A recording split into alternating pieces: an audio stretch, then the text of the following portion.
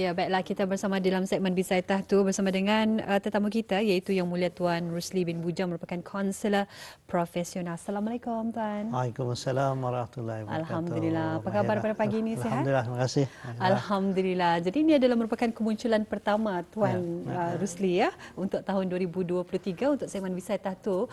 Jadi ini yang akan kita perkatakan dengan sinopsis 2023. Jadi memang di awal tahun ini memang banyak gambaran-gambaran yang akan sering bermain di kepala kita ni.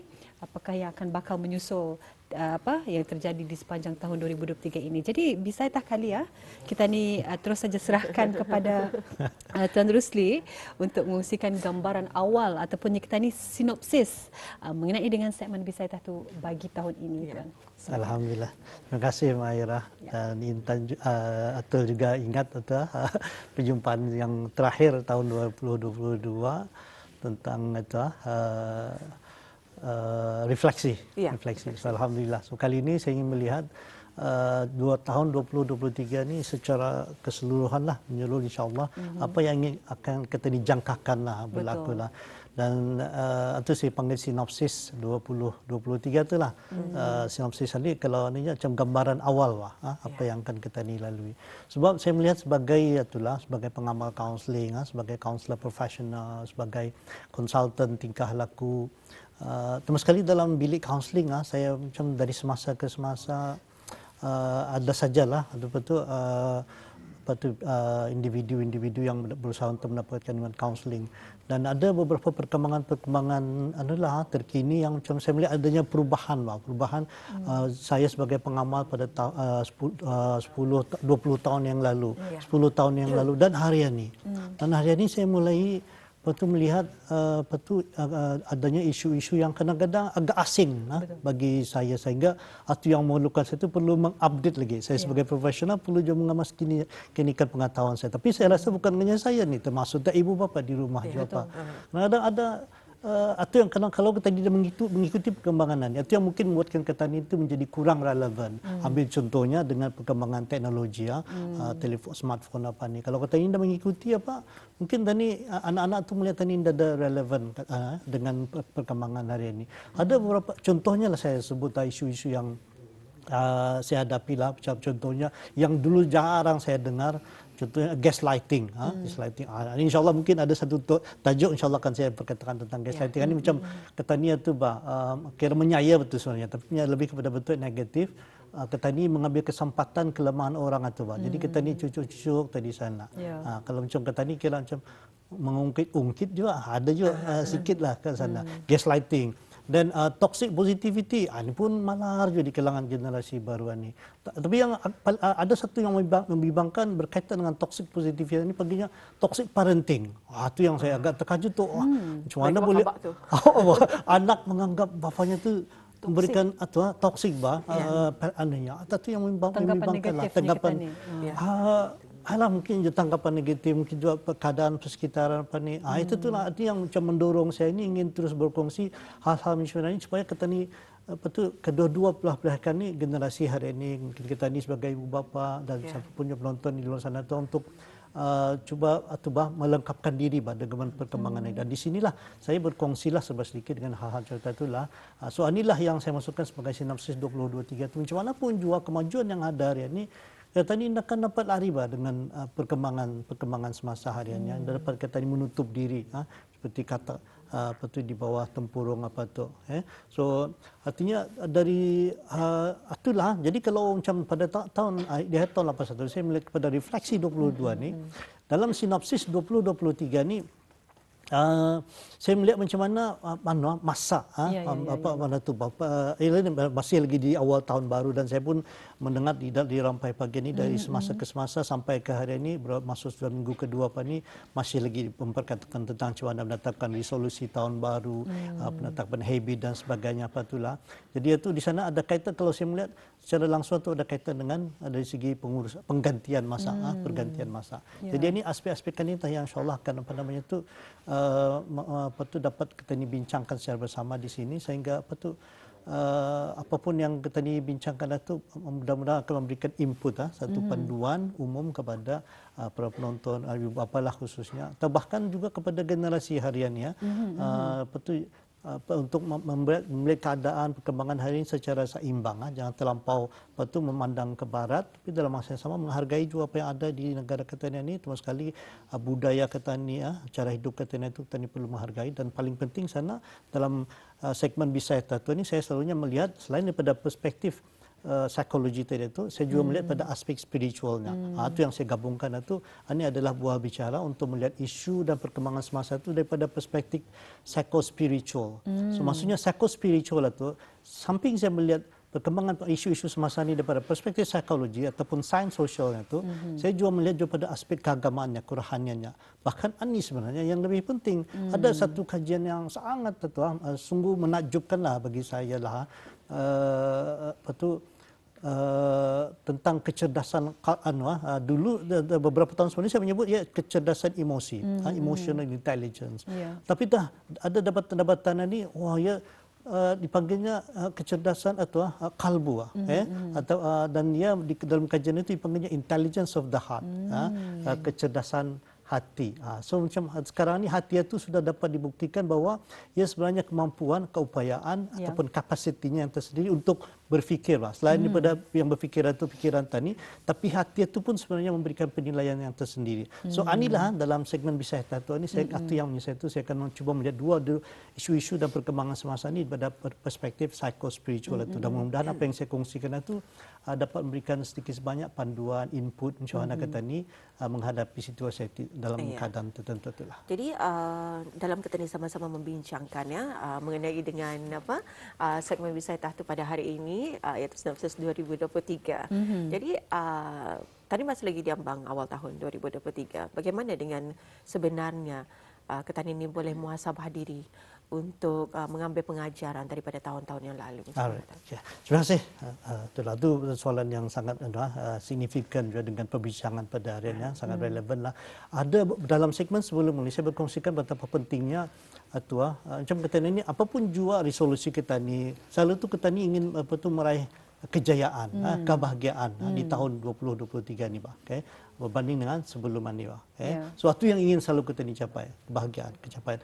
Cuma itu penasehatnya saya bahawa dalam konteks agama kata ni, kebahagiaan itu adalah bukan untuk kita ni memperoleh apa yang kita ni inginkan, idam-idamkan, impikan, tapi mensyukuri apa yang kita ni ada. Betul. Dan saya ada ganti-ganti sebelum ini, saya ada pernah satu kajian dibuat oleh Sean Ecker, dipanggilnya Happiness Advantage. Dalam Happiness Advantage ini sudah mengubah, mereverse formula itu, diterbalikkannya formula itu.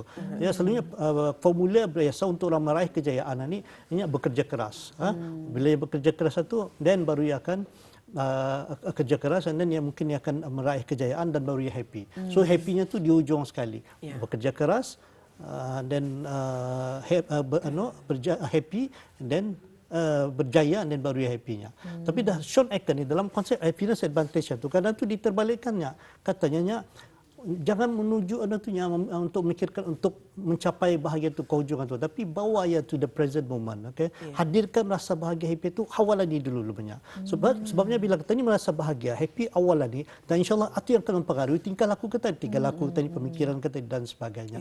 So sebenarnya dalam konteks agama ini sudah awal sudah diberitahu bahwa sebenarnya kebahagiaan itu ada dalam hati kita ni tu, which is qalbu itu tadi.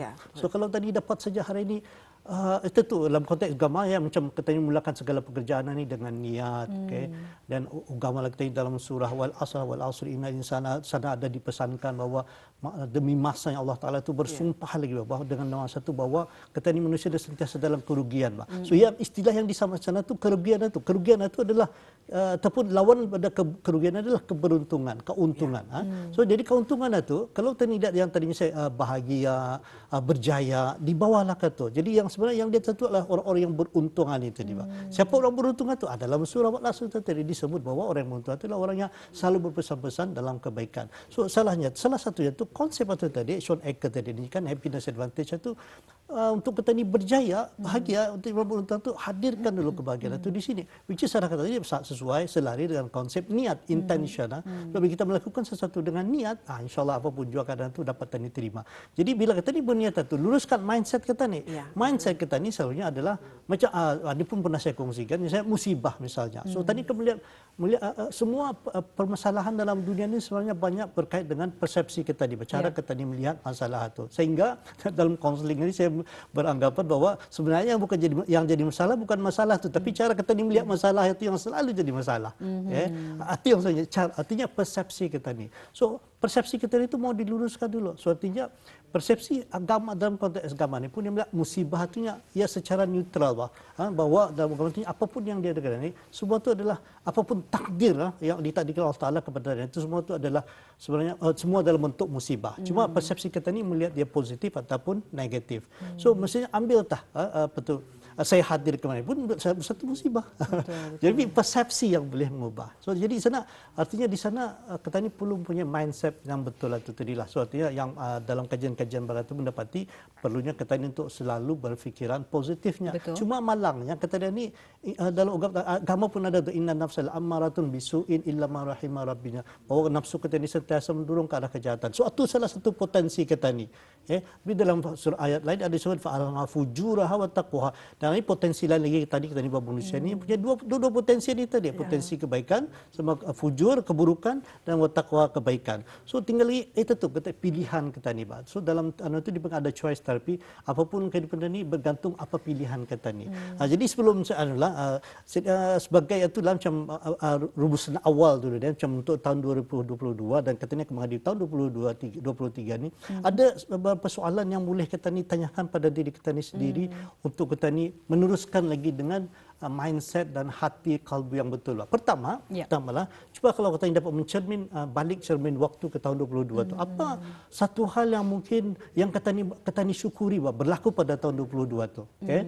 Apa kalau ada macam ni, wah kita ni bersyukur. Kalau kita dapat mengenang hal itu, insya-Allah kita ni bersyukur. Itu akan satu konsep yang baik untuk kita ni memulakan kehidupan ini. Dan yang diajarkan oleh Allah Taala dalam kehidupan kita ni dalam setiap hari itu kita ni akan bersolat sekurang-kurangnya 5 kali sehari. Di ujung sekali kita ni solat apa tu? Selepas sebelum menutup bagi salam kata Assalamualaikum warahmatullahi. So kalau kita ni ada tu dalami salam itu saja, salam tu kalau dah Assalamualaikum warahmatullahi wabarakatuh. Salam itu selamatlah tu warahmatullahi wabarakatuh, berkat rahmat dan berkat. So konsepan ni sebenarnya kalau kata tadi memberi motivasi kita ni tu setiap hari tu 5 kali sekurang-kurangnya. Baru kalau dah masuk solat sunat tu. Jadi kita ni baru niat kata ni Assalamualaikum warahmatullahi. Maksudnya ya Allah mintakan keselamatan, keberkatan dan rahmat pada setiap hari. Itu motivasi kita ni. So itu intention itu tadi. Bila kita ni buat insya-Allah itu dengan betul. Jadi itu yang pertama tadi cuba melihat apa yang kita ni syukuri. Kita ni benar-benar bersyukur pada 22 tu. Tahun 22. Sebabnya saya bila kita ni dapat melihat perkara ni mensyukuri itu insya-Allah ia akan dapat mempengaruhi lagi kita ni untuk sepanjang 2023. Yang keduanya tu kalau kita ni dapat jawab balik lagi tahun 22 tu, apa nasihat yang boleh kita ni bagi kepada diri kita ni sendiri? Dapat dibayangkan macam kalau macam saya sendiri Rusli tapi saya bercakaplah dengan sendirilah. Kita balik kita apa kesalahan, kesilapan, kelalaian kita ni yang kita perlakukan pada tahun 2022 kita ni seolah menasihati diri sendiri. Dan yang ketiga tu kalau tadi dapat tu mengubah apa yang boleh kita ni ubah. So ini adalah satu hal. Saya sebagai itu saya ni macam satu bukan je eksperimen lah, tapi di akhir penghujung tahun selepas segmen anda tu saya tu sebab saya mau membuktikan boleh dibuat ataupun tidak. Apa sebenarnya yang membuatkan saya membuat itu? Selalunya saya solat subuh tu berjauh di masjid yang hampir di kawasan tinggal saya lah, Jamiah Asri dengan di Bandar Pani. Tapi pada pertengahan ujung tahun lepas itu saya tu berniat boleh kan saya boleh. Saya untuk 3 kilo musafir pasal subuh-subuh ni saya mengunjungi setiap hari. Hari ini masuk masjid yang ke-29 saya kunjungi setiap subuh. Dan ternyata dapat. So Ini sebagai itu, ya sebenarnya saya awalnya itu untuk challenge, Pak. Sebelum saya memperkatakan itu bolehkah dibuat, dan ternyata dapat dibuat. Itu kita bergantung kepada apa niat kita ni. Ada dorongan di sana, ada motivasi yang sangat besar. Artinya dan paling besar itu mungkin kita ni menggantungkan pengharapan kita ni pada Allah. Dan yang ada di barat ni, soalnya matlamat di barat itu soalnya terhenti singgah di dunia ni saja. Sedangkan kita ni orang Islam ni kehidupan kita ni matlamat kita ni itu ya jauh berorientasi ke akhirat. Artinya tadi bukan hanya membuat planning kita ni strategic planning itu setakat di dunia ni, tapi sampai ke akhirat. Itulah. Ada 3 insyaAllah mungkin dengan soalan-soalan itu mungkin dapat lebih mempersiapkan kita ni itu untuk melalui tahun 2023 ni dengan lebih baik lagi insyaAllah. Ya, alhamdulillah. Jadi itu ada sedikit beberapa perkongsian tips ya, bagaimana kita boleh memuhasabah diri kita ni untuk mengambil pengajaran daripada tahun lalu untuk kita memperbaiki diri kita ni pada tahun ini.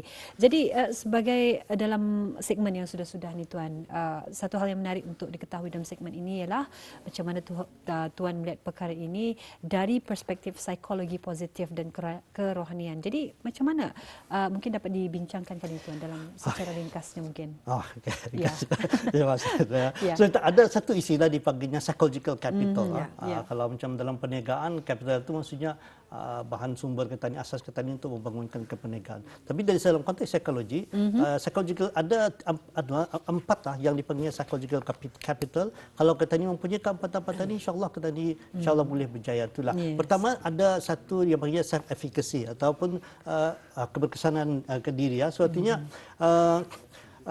self efficacy ni kata ni mempunyai boleh berdikari maksudnya betul, tu manapun jadi, manapun kata ni berada dalam organisasi apa, di masjid, di surau, di kampung, di pejabat, di sekolah, bila kita ni punya self efficacy yang betul ni, insyaallah ini akan mendorong kita ni untuk mencapai matlamat yang kita inginkan itu. Yang kedua, perlunya kita ni punya optimism, ada keyakinan diri.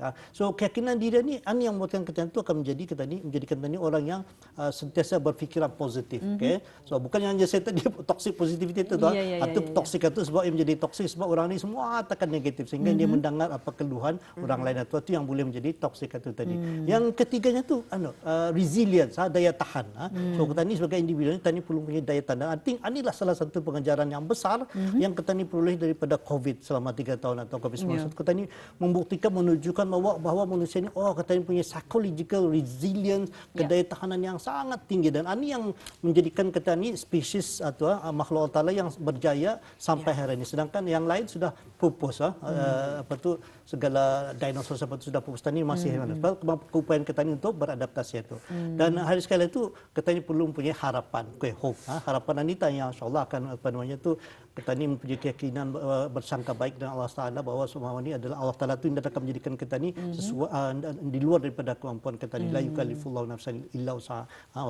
Semua pun yang diturunkannya itu adalah sesuai dengan kemampuan kita. Ini adalah 4 psychological principles. Yang pertama itu self efficacy, keberkesanan diri itu. Yang keduanya selalu fikiran optimis, positif. Yang ketiga itu punya daya tahan, dan yang keempat itu kita ini punya harapan bahawa insyaAllah tahun 2023 ini kita akan menjadi lebih baik lagi insyaAllah. Alhamdulillah ya. Jadi itu dia perkongsian kita dalam tajuk kita Sinopsis 2023 segmen Bisai Tatu. Jadi memang banyak juga ya antara manfaat yang dapat kita peroleh daripada perkongsian kita pada kali ini. Apapun kita ucapkan terima kasih kepada Tuan Rusdi bin Bujang, merupakan konselor profesional ya. Kita nampaknya masa itu tidak mencukupi. Jadi insyaAllah kita akan bersama dengan Rusdi bin Bujang lagi di lain keluaran ya. InsyaAllah. Assalamualaikum warahmatullahi wabarakatuh. Waalaikumsalam warahmatullahi wabarakatuh.